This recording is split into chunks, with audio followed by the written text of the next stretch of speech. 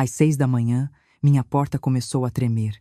Minha nora gritava meu nome histérica, como se a casa fosse dela. Eu tinha trocado todas as fechaduras na noite anterior. Minutos depois, meu filho chegou com uma marreta na mão. Vou entrar de qualquer jeito. Mas quando levantou o braço para bater, uma voz atrás de mim disse simplesmente: "Deixa comigo." A porta se abriu e o que viram do outro lado os deixou pálidos. "Que bom que você está aqui. Tenho certeza que você vai se emocionar com essa história. Mas antes de tudo, deixe seu like, se inscreva no canal e me conte nos comentários de onde você está ouvindo minha história. Quero saber até onde ela chegou." Os golpes retumbavam como tambores de guerra. Cada um sacudia não só a madeira da entrada, mas algo profundo dentro do meu peito. "Juliana, minha nora," gritava com essa voz aguda que eu já conhecia bem demais. "Márcia, abre essa porta. Quem você pensa que é? Essa casa é tanto minha quanto sua." Eu estava do outro lado, descalça sobre o piso frio da minha sala, com o coração batendo tão forte que sentia o pulso nas têmporas. Minhas mãos tremiam, não de medo, mas de algo pior. Raiva contida durante 3 meses. Raiva que tinha fermentado em silêncio até se transformar em algo frio e calculado. Olhei para o relógio de parede. Aquele que meu falecido Antônio comprou em Ouro Preto há 30 anos, 6x7. O Dr. Fernando chegaria em 20 minutos. Só precisava resistir. "Mãe!" Era a voz de Rafael, meu filho. Meu único filho. "Eu sei que você está aí. Abre logo." Ouvi um golpe diferente, metálico, pesado, e então a voz dele, mas com um tom que jamais tinha ouvido. "Vou entrar de qualquer jeito, com porta ou sem porta." Olhei pelo olho mágico. Rafael segurava uma marreta daquelas que usam em construção. Seus olhos estavam injetados de sangue. Juliana, ao lado dele, tinha os braços cruzados e um sorriso torto nos lábios. Sorriso de vitória antecipada. Senti as pernas fraquejarem. Era assim que tudo tinha terminado. Meu filho, o bebê que amamentei, que cuidei quando teve pneumonia aos 7 anos, que ajudei a pagar a primeira moto, ele ia derrubar minha porta. Então uma voz grave ecoou atrás de mim. "Deixa comigo." Virei a cabeça. O Dr. Fernando estava parado no corredor com seu terno cinza impecável e uma pasta de couro na mão. Ele chegou exatamente no horário combinado. "Como você entrou?" sussurrei. "Pela porta dos fundos, Dona Márcia, como a senhora me indicou ontem à noite." Ele me olhou com aqueles olhos tranquilos que transmitiam autoridade. "Abra para eles. É hora de verem o que perderam." Minha mão foi até a tranca. Corri devagar. Girei a maçaneta. A porta se abriu, e no momento em que Rafael e Juliana viram o doutor, Fernando ali parado, com sua presença imponente e seu olhar de aço, a marreta caiu no chão com um barulho surdo. Os dois ficaram pálidos, literalmente, como se tivessem visto um fantasma, porque sabiam exatamente quem era aquele homem, e sabiam que o plano deles tinha acabado de desmoronar. Mas antes de contar como cheguei a trocar as fechaduras da minha própria casa para me proteger do meu filho, preciso que entendam uma coisa. Eu nem sempre fui essa mulher. A Márcia que abriu aquela porta com as mãos firmes não existia há 3 meses. Há 3 meses eu era outra pessoa. Uma boba, uma ingênua, uma mãe que acreditava que o amor podia tudo. Se você quer saber como uma mulher de 68 anos passou de ser a vítima perfeita a fechar a porta na cara da própria família, continue assistindo, porque o que vem a seguir vai mudar sua forma de ver o amor de mãe para sempre. O Dr. Fernando não sorriu. Não precisava. Sua simples presença era suficiente para mudar toda a energia daquela soleira. Deu um passo à frente, ficando bem ao meu lado, e falou com aquela voz que tinha aterrorizado meia centena de golpistas nos tribunais. "Bom dia, Rafael." Juliana fez uma pausa deliberada. "Lamento informar que vocês não têm mais autoridade legal para entrar nesta propriedade sem consentimento expresso da dona." Juliana foi a primeira a reagir. Seu rosto passou da palidez ao vermelho intenso em questão de segundos. "Quem o senhor pensa que é? A gente mora aqui, temos direito." O Dr. Fernando abriu sua pasta com uma calma exasperante, tirou uma pasta grossa e extraiu vários documentos. O som do papel era a única coisa que se ouvia, além da respiração agitada do meu filho. "Sou o Dr. Fernando Almeida Costa, advogado registrado na OABSP, número 98.547. E estes..." Ele ergueu os papéis. São documentos que certificam que a partir das 23h45 de ontem, 15 de março, esta propriedade localizada na Rua das Acácias, 328, Jardim Paulista, foi transferida para um fideicomisso irrevogável em nome da senhora Márcia Helena Santos, viúva de Oliveira. Rafael finalmente encontrou sua voz. Soava quebrada, desesperada. Mãe, o que você fez? Olhei para ele. Realmente olhei. E naquele momento vi o menino assustado que costumava se esconder atrás de mim quando o pai o repreendia. Mas também vi o homem que 2 semanas atrás tinha dito à esposa que eu já tinha vivido demais. O que deveria ter feito há 3 meses, Rafael? Me proteger. Juliana soltou uma risada histérica. Se proteger. Mas se nós cuidamos de você, te damos companhia. Sem a gente você estaria sozinha, morrendo nessa casa enorme. O Dr. Fernando a interrompeu sem levantar a voz. Senhora, sugiro que meça suas palavras. Tudo o que disser neste momento pode e será usado contra a senhora se Dona Márcia decidir seguir legalmente. Legalmente? Rafael deu um passo à frente. Mas eu investi nessa casa. Paguei o conserto do telhado, coloquei dinheiro para a cisterna nova. Essa casa é tanto minha quanto dela. Ali estava. A mentira que vinha alimentando há 3 meses. A mentira que tinha me repetido tantas vezes que quase acreditava. O Dr. Fernando sorriu pela primeira vez. Foi um sorriso pequeno, quase imperceptível, mas estava lá. Ah, sim, interessante. Porque segundo os extratos bancários que Dona Márcia me forneceu, o telhado foi consertado em agosto do ano passado com R$ 18.000,00 que ela retirou da conta pessoal. A cisterna foi instalada em outubro, também paga por ela, no valor de R$ 11.000,00. Quer que eu continue? Rafael abriu a boca, fechou, abriu de novo. Parecia um peixe fora d'água. Juliana mudou de tática, levou as mãos ao peito e as lágrimas começaram a rolar. Lágrimas que tinha aperfeiçoado nesses 3 meses. Sogra. Márcia. Não entendo. A gente é família. Como você pode fazer isso com a gente? Depois de tudo que compartilhamos, algo se rompeu dentro de mim, mas não era meu coração. Era a última corrente de culpa que me prendia a essa farsa. Família. Minha voz saiu mais forte do que esperava. Você me fala de família, Juliana. A mesma família que vendeu o jogo de porcelana do meu falecido marido por R$ 2.000,00? A mesma família que me tirou R$ 25.000,00, mentindo sobre uma doença para pagar uma rinoplastia? O rosto dela se decompôs. As lágrimas continuavam caindo, mas agora eram de pânico. Eu estava doente. Os médicos. Os médicos da Clínica de Cirurgia Estética Vila Mariana, não é? O Dr. Fernando tirou outro documento. Tenho o recibo aqui. Rinoplastia estética. R$ 25.000,00. Pago em 18 de janeiro, 3 dias depois de a senhora receber o dinheiro de Dona Márcia.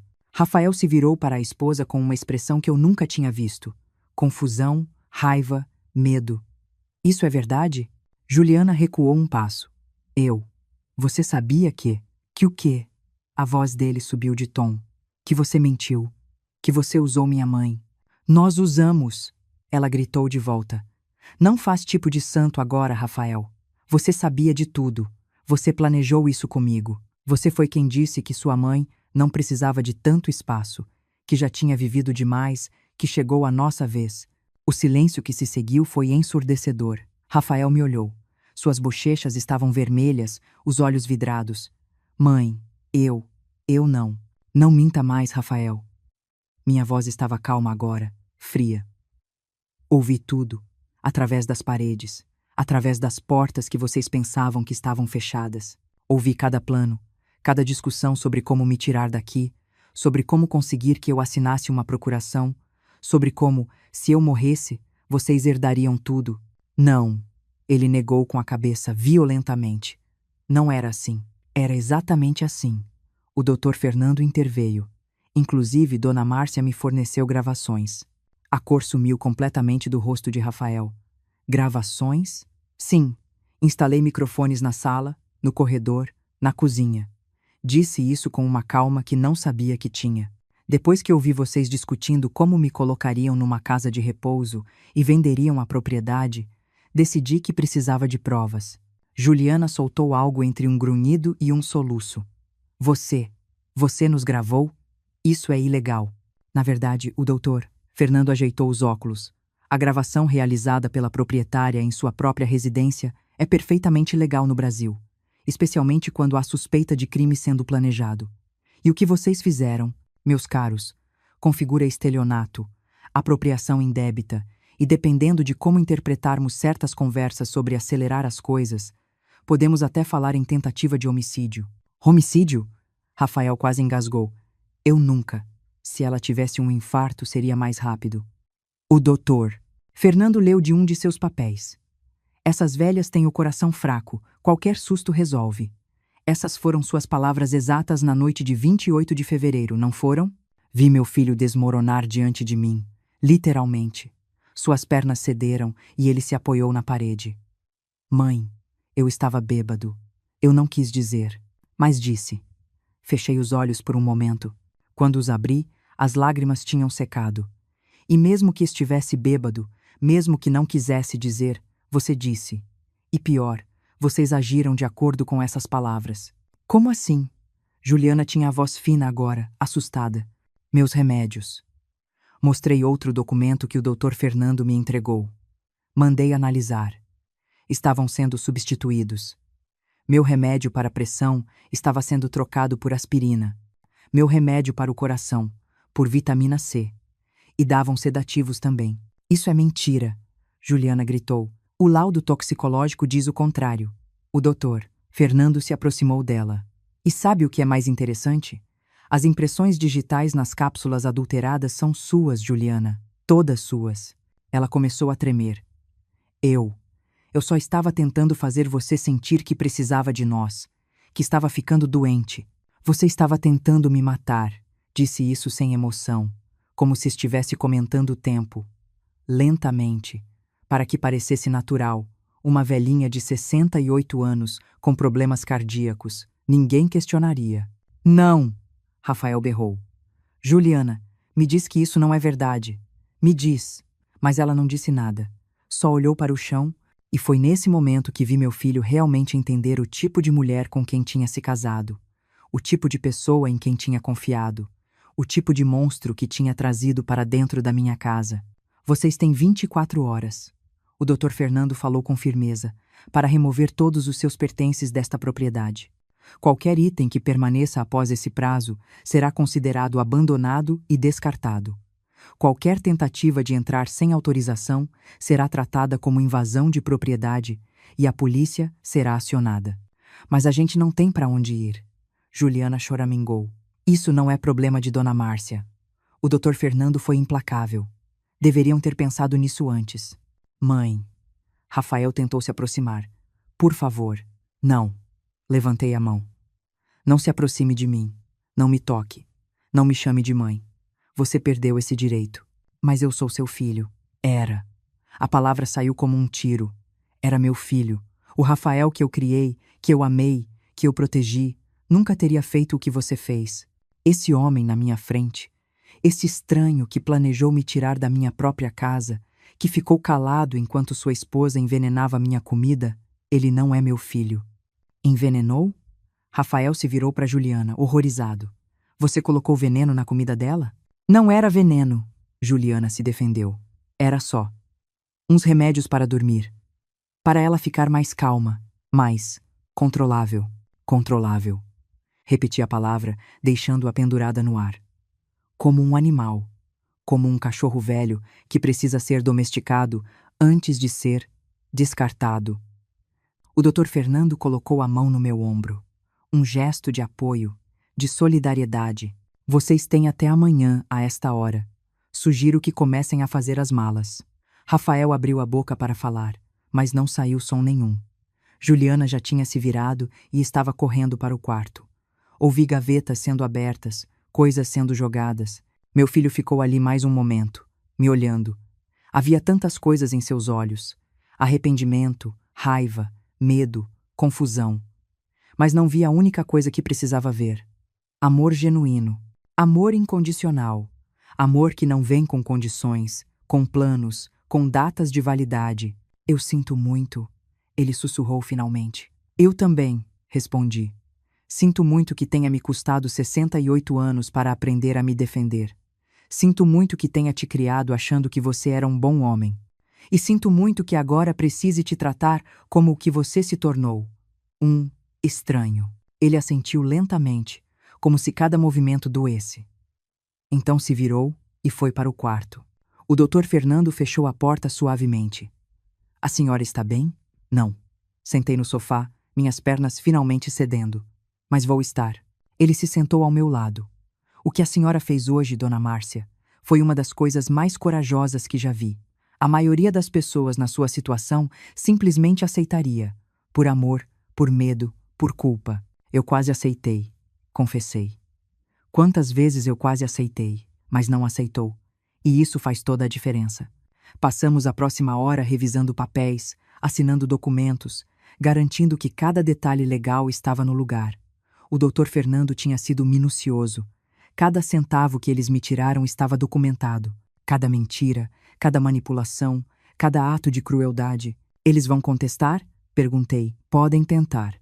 Mas com as evidências que temos, especialmente as gravações e os laudos dos remédios adulterados, qualquer juiz vai decidir a favor da senhora. Na verdade, ele hesitou. A senhora tem base mais do que suficiente para processar criminalmente. Não quero. A resposta saiu automática. Dona Márcia. Não quero, Dr. Fernando. Quero que saiam da minha vida. Quero que me deixem em paz. Não quero anos de tribunal, de advogados, de rever tudo isso repetidamente. Quero apenas paz. Ele assentiu, compreensivo. Então vamos nos certificar de que terá exatamente isso. As horas que se seguiram foram estranhas. Ouvi eles lá em cima, movendo coisas, discutindo, Juliana chorando, Rafael gritando, portas batendo. Era como ouvir minha vida sendo desmontada, caixa por caixa. Por volta das 14 horas, eles começaram a descer as escadas. Malas, caixas, sacolas. Juliana nem olhou para mim. Rafael parou no pé da escada. Os meninos, ele disse. Valéria e Tiago. Eles podem vir te visitar? Meus netos.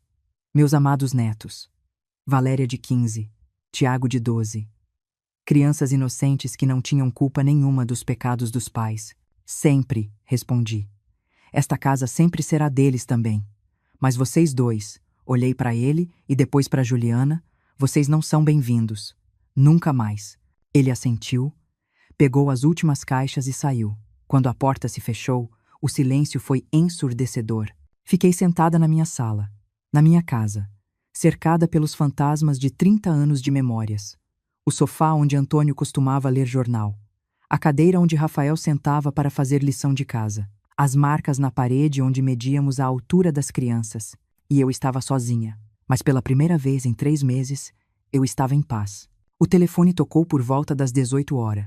Era minha amiga Beatriz. Márcia? Estou vindo aí. Não aceito não como resposta. Ela chegou meia hora depois com uma caixa de brigadeiros e uma garrafa de vinho. Nos sentamos na varanda, vendo o sol se pôr sobre São Paulo. Você fez a coisa certa, ela disse depois de um longo silêncio. Não parece. Nunca parece. Mas foi. Ele é meu filho, Bia. E você é você. E você merece viver sem medo na sua própria casa. Você merece não ser envenenada. Você merece não ser manipulada. Ser mãe não significa ser capacho. Tomei um gole de vinho. Estava ruim.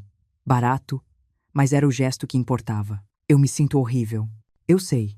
Mas você estaria se sentindo pior se tivesse ficado, se tivesse continuado aceitando. Eventualmente, Márcia, eventualmente eles teriam conseguido o que queriam. Acha que eles realmente queriam me matar? Acho que Juliana queria.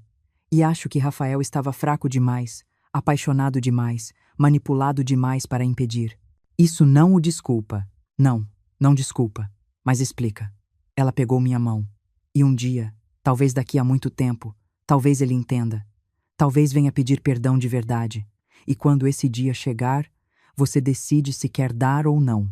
E se esse dia nunca chegar, então você viverá sua vida da melhor forma possível. Você tem 68 anos, Márcia. Não são 90. Você ainda tem anos pela frente. Anos que podem ser cheios de paz, de alegria, de coisas que você quer fazer. Não precisa mais viver para os outros. Pela primeira vez na vida, você pode viver para você. Choramos juntas naquela varanda. Choramos pelas escolhas difíceis, pelos relacionamentos quebrados, pela inocência perdida. Mas também rimos do absurdo de tudo, da audácia deles, da minha própria coragem em dizer chega. E quando Beatriz foi embora, por volta das 22 horas, eu não me senti mais tão sozinha. Os dias que se seguiram foram de ajustes. Mudei os números de telefone, troquei as senhas de tudo. Instalei câmeras de segurança.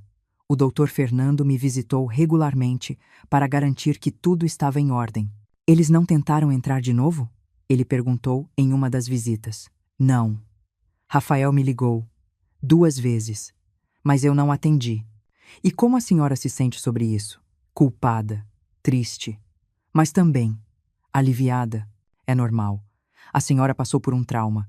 O filho que conhecia, o filho que amava, de certa forma morreu, e agora está de luto, mas também está se libertando. Ele tinha razão. Cada dia ficava um pouco mais fácil. Cada manhã que acordava sem ouvir passos pesados no andar de cima, sem comentários maldosos na hora do café, sem aquele olhar calculista de Juliana, era uma pequena vitória. Comecei a sair mais. Voltei para as aulas de aquarela que tinha abandonado quando eles se mudaram. Fui ao teatro. Visitei amigas que tinha negligenciado. Lentamente, peça por peça, reconstruí minha vida. Uma tarde, 3 semanas depois do confronto, Valéria apareceu na porta. Vovó? Abri a porta e a puxei para um abraço apertado. Meu amor, entre. Ela estava diferente. Mais magra, com olheiras. A senhora está bem? Estou. E você? Ela desabou no sofá. Está tudo horrível, vovó. Papai e mamãe brigam o tempo todo. A gente se mudou para um apartamento pequeno em Itaquera. Tiago chora todas as noites. E eu não sei o que fazer. Sentei ao lado dela. Você não precisa fazer nada, meu amor.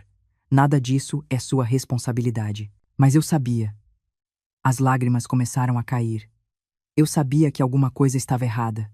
Eu ouvia eles conversando tarde da noite. Sobre dinheiro, sobre a casa, sobre você. E eu não disse nada. Eu deveria ter te avisado, Valéria. Escuta. Segurei seu rosto. Você é uma criança. Não é seu trabalho proteger os adultos. Não é sua culpa. Mas mamãe, ela realmente tentou. Ela realmente. Sim, ela tentou me fazer mal, mas não conseguiu. Eu estou aqui. Estou bem. E agora? Eles estão separados. Mamãe foi embora com outro cara. Papai está destruído. E a gente? A gente perdeu tudo. A casa, a senhora, tudo. Não me perderam. Nunca vão me perder. Vocês podem vir aqui sempre que quiserem. Esta casa é tanto de vocês quanto minha. Mesmo? Mesmo depois de tudo? Especialmente depois de tudo. Porque vocês não têm culpa. E porque eu amo vocês. Isso nunca vai mudar. Ela me abraçou tão forte que mal consegui respirar. Te amo, vovó. Eu também te amo, meu anjo. Sempre. Valéria me visitou regularmente depois disso. Às vezes trazia Tiago.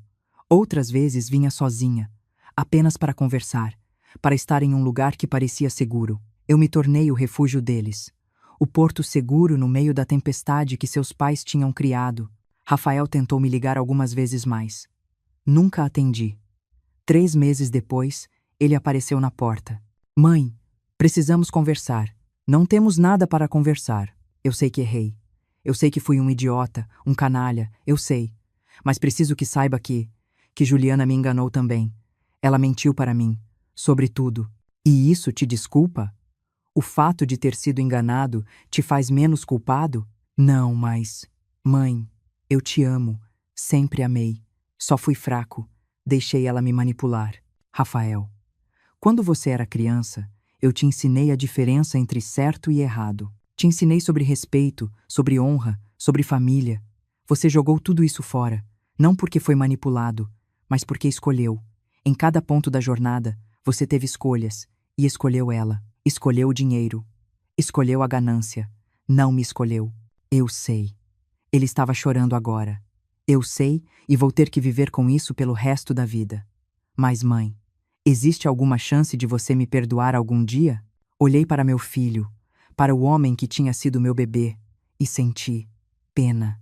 Pena dele, pena da pessoa que ele tinha se tornado. Não sei, Rafael. Honestamente, não sei. Talvez com o tempo, talvez nunca. Mas o que sei é que agora, neste momento, eu preciso cuidar de mim. Preciso me curar. E não posso fazer isso com você na minha vida. Quanto tempo? Não sei. 1 ano, 5 anos, talvez para sempre. Ele assentiu, as lágrimas caindo livremente agora. Eu entendo e eu aceito. Mas quero que saiba que vou passar o resto da minha vida tentando ser merecedor do seu perdão, mesmo que nunca o receba. Boa sorte com isso. Ele foi embora, e dessa vez senti uma pontada menor de culpa. Estava curando, lentamente, mas estava. Os meses passaram. Transformei o quarto de hóspedes em um ateliê de pintura. Adotei um gato, chamei de Pichote. Comecei a namorar novamente, um senhor gentil chamado Alberto que conheci nas aulas de aquarela, nada sério, mas agradável. Valéria fez 16 anos. Dei uma festa para ela na minha casa. Rafael não foi convidado. Ele mandou uma mensagem. Obrigado por cuidar dela, por ser a avó que ela merece. Um dia espero poder ser o pai que ela merece também. Não respondi, mas guardei a mensagem. 1 ano depois do confronto, em uma manhã de março, acordei e percebi algo. Tinha passado um dia inteiro sem pensar neles, sem sentir aquela dor aguda no peito, sem aquela culpa corrosiva. Estava curada. Não completamente, algumas cicatrizes nunca desaparecem totalmente, mas curada o suficiente. Estava de pé na varanda, tomando café e vendo as flores do jacarandá caírem como neve roxa, quando Beatriz ligou. Vem almoçar hoje? Vou. Posso levar o Alberto? Claro. E Márcia? Sim? Estou orgulhosa de você. Do que você se tornou. Eu também estou. E era verdade. Pela primeira vez em muitos anos, eu estava orgulhosa de mim mesma. Não da mãe abnegada, não da esposa perfeita, não da avó submissa, mas da mulher, da Márcia. Da pessoa que tinha aprendido, aos 68 anos, que amor próprio não é egoísmo. Que dizer não é crueldade. Que se proteger não é fraqueza. Era força, era sobrevivência, era dignidade e era tudo o que eu precisava. Hoje, 2 anos depois, vivo em paz na minha casa. Valéria e Tiago me visitam regularmente. Rafael e eu trocamos mensagens de vez em quando, breves, educadas, distantes. Talvez um dia haja reconciliação. Talvez não. Juliana desapareceu. Ouvi dizer que está morando no Rio com o tal namorado. Não penso nela. Não desperdiço energia com raiva, porque aprendi a lição mais importante da minha vida. Algumas pessoas vão te decepcionar. Algumas vão te trair. Algumas vão tentar te destruir. Mas enquanto você tiver a coragem de se defender, de dizer chega, de fechar a porta para quem te faz mal, você sobrevive. E não só sobrevive. Você prospera. Esta é minha história. A história de como uma mulher de 68 anos encontrou sua voz, sua coragem, sua dignidade. É uma história de traição, sim, mas também é uma história de renascimento. E se você está passando por algo parecido, se alguém na sua vida está te usando, te manipulando, te fazendo sentir pequeno, quero que saiba, você não está sozinho. E você pode fazer algo a respeito.